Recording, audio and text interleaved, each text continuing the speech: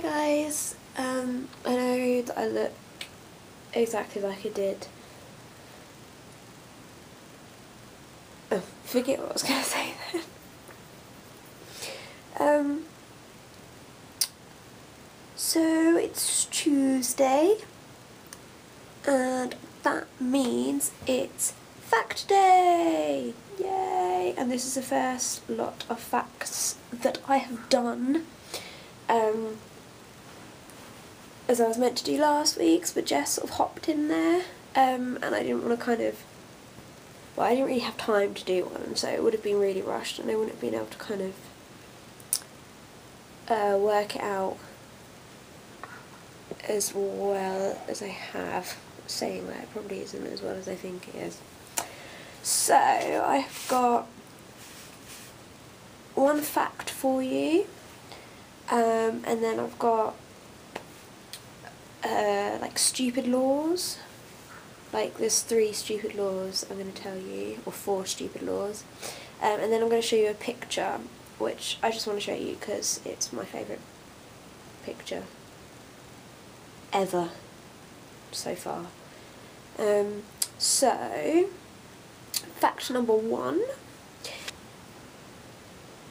I.C. McManus is a man who works for the Queen Elizabeth Hospital in Birmingham in the UK, and he did a study on testicles.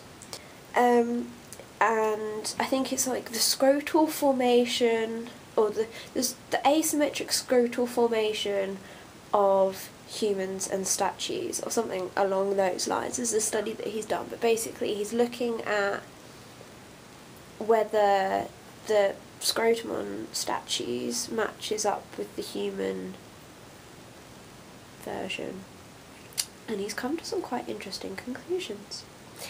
Notes. So basically, McManus wasn't the first person to question this. A guy called J.J. Winckelmann, brilliant name for a guy who looks at testicles, published an essay in 1764 that states that the left testicle on every man is always bigger, and therefore is the one that hangs lower, and the right is smaller and is the higher up. So, don't know, that way around, I think. I'm not quite sure how well that works on the camera. So yeah, the left testicle is larger and therefore hangs lower, and he follows it up with a load of rubbish about the fact that the left one's bigger because the left eye is stronger and the left side of a human is always more dominant, which is utter bollocks. So basically this guy in 1764, his theory was the bigger is the left, the hang downier is the left.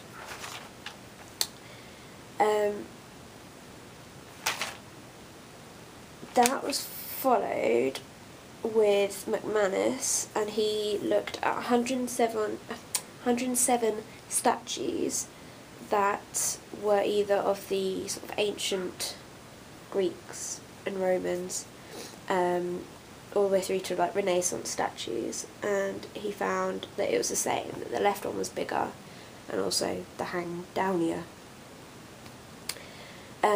When he came to studying human beings, he found that this was wrong. He basically found that depending on the dominance of the person, i.e. whether they're left or right-handed, that corresponds to the size of the testes. So if you are right-handed, your right testicle is bigger. If you're left-handed, your left testicle is bigger.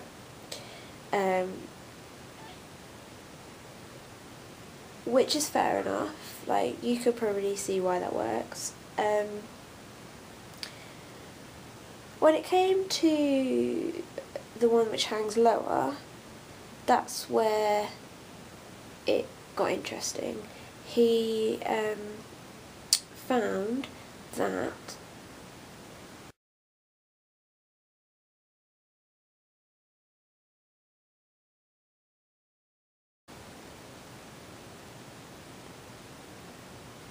Hello?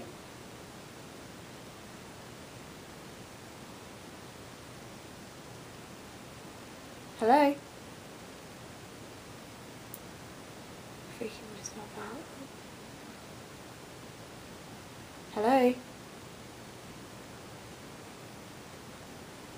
Freaking.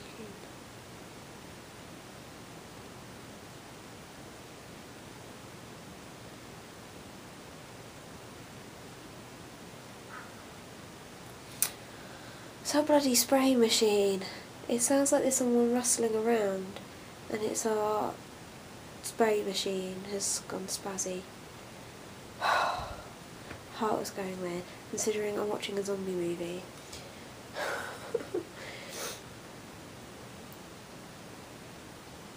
Right. Which one hangs lower? Because you would assume, like the ancients did and like Winckelmann did, that the bigger one is heavier, therefore it hangs lower, but it's not. It's the smaller one that's up higher. So yeah, I found that quite interesting.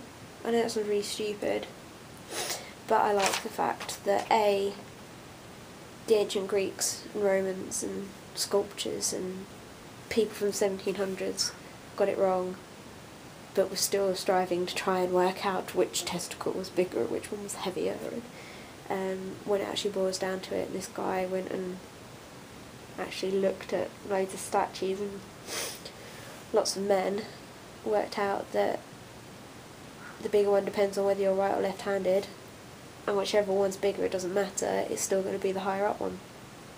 So brilliant. Yay for testicles. I just watched that video back and I realised that when I was talking about the bollocks, I said that the bigger one is lower down, the smaller one is higher up. No, it's not. The smaller one is lower down, the bigger one is higher up. Okay? I bet all you men that watch this are gonna go and try and work that one out now. See whether it is actually true. Good luck. Happy bollock touching. So the second lot is weird bylaws. Starting off with America, because they're quite big and quite stupid. Well, they've got quite stupid laws, not them specifically. A bit rude. Sorry any Americans that watch, you're great. So, we'll start off with the one that made me laugh the most. It's not even that stupid, it's just when I read it, it made me giggle, because it's just like such a stupid thing to have as a law, which I suppose is the point. It's New York, and the law, well, what it says is that it's against the law to throw a ball at someone's head for fun. I don't... It's like, is there a lot of people in New York just picking up a ball and chucking it at people's heads to get some giggles? I would have thought New York could have been a bit more cultured than that. Next one is in Juneau. Correct me if I'm saying it wrong, you can write in the comment box. It's J-U-N-E-A-U, Juneau, in Alaska. And the reason I like this one is because Alaska, quite far up north, quite cold, and the law goes, owners of flamingos may not let their pet into barber shops. A lot of flamingos in Alaska. The second one, I believe, is Marshalltown in Iowa. I wrote down Marshalltown, but I forgot to write what state it is. And the law is horses are forbidden to eat fire hydrants. Obviously, Marshalltown has a lot of horses with a penchant for metal or iron. And the last one is Texas, the crazy state. Up to a felony charge can be given for... Sorry, let me read that again because this was brilliant. Up to a felony charge can be given for promoting the use of or owning more than 6 dildos. Why you'd want more than one, I suppose, would be strange. A lot of sex mad Texans. And finally, it's a picture. Yes, I have been recording this. I worried a little bit then, after all that. I'm a bit of a space nut, and I like looking at pictures from space. One of them, like my favourite planet, people have favourite planets, is Saturn. And I don't even know when it was now, but Cassini took a picture. I might be able to tell. I think it's 2006.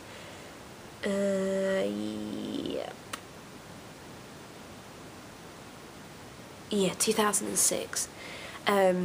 Took a picture of like the shadow side of Saturn. So it went round Saturn and took a picture of Saturn eclipsing the sun.